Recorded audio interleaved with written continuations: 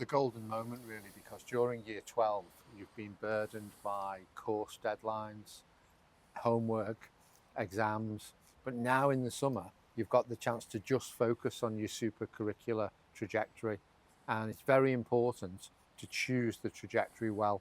And I would recommend you find a mentor, somebody with a vast range of reading experience, to look at your PS and make sure that your plans for summer are in lockstep with your PS content. And Peter, what are things that Oxbridge students classically get wrong when it comes to super-curricular reading? Well, the first thing that they get wrong is they think, oh, I can leave this until September. The problem with that is that once you're back at college in September, you'll have a multitude of deadlines. And so the supercurricular depth will not emerge. But in the summer, you've got the chance to allow one book to open another. You've got the chance to build islands of knowledge that will showcase your academic potential. And the admissions tutors will love that, and you'll get the offer. And just highlight for us some other things that that Oxford and Cambridge are looking for when it comes to supercurricular reading. They're looking for depth and they're looking for expansion.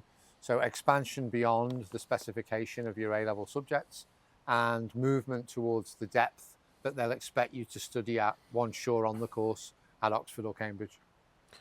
And can you give us an example of a student that you've worked with who's benefited from guidance when it comes to supercurricular? Yeah, I had a student a few years ago. His name was Ethan, and he was applying to Cambridge for archaeology. And he was doing a group of A-levels that were essay-based humanities subjects. And in the summer, I encouraged him to read more widely, including biology and STEM.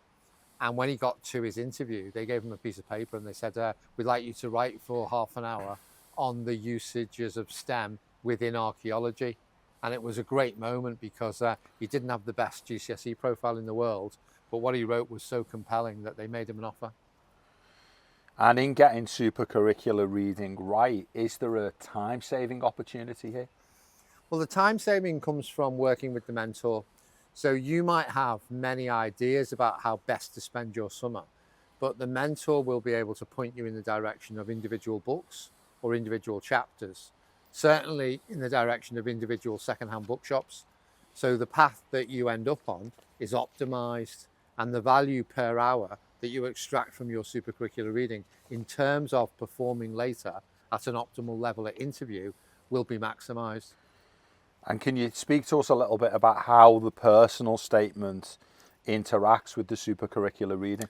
Yeah, so in the personal statement, you may have mentioned 2 or 3 books, and you may have read them at the time you write the personal statement or not. My experience, not, but you've got time in the summer to go and read those books in detail.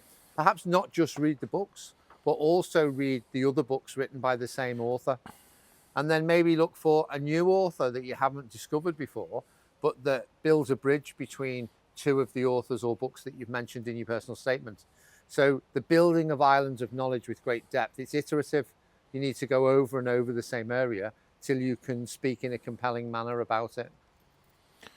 And for those students who are getting themselves Oxbridge ready, how can they improve this area of supercurricular reading? Well, be open-minded about sourcing.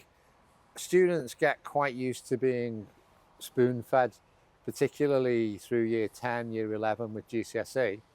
The journey towards Oxbridge is leaving spoon-feeding behind. When I say to my students in my cohorts, please go to the second-hand bookshops, it's not really an optional extra. There's a tremendous quantity of material that nobody's turned into an online PDF. You might really surprise yourself on day one with the golden nuggets that you found in the shelves, and one book will open another, and you will, before you know it, be in the sunny uplands of Oxbridgeable, not just the foothills of A-level. And could you, for the listeners today, share one piece of advice that an aspirational Oxbridge student could benefit from?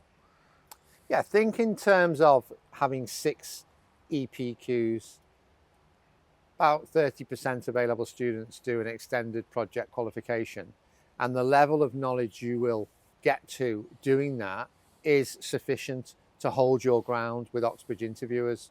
But imagine that in the summer, you were able to rapidly take other topics to a similar level. Now these islands of knowledge, they become an archipelago of knowledge. And if you can elegantly give a tour to the admissions tutors of the archipelago you've built, they will see your potential and they will make you the offer. And if you found this video informative, helpful, supportive, then remember, click the like and subscribe below. We really appreciate your support, and it helps us to get videos directly to your inbox whenever they're produced. This has been Peter Garrett for you, sharing education, Oxbridge information and politics, and we look forward to seeing you again soon. Thanks for listening.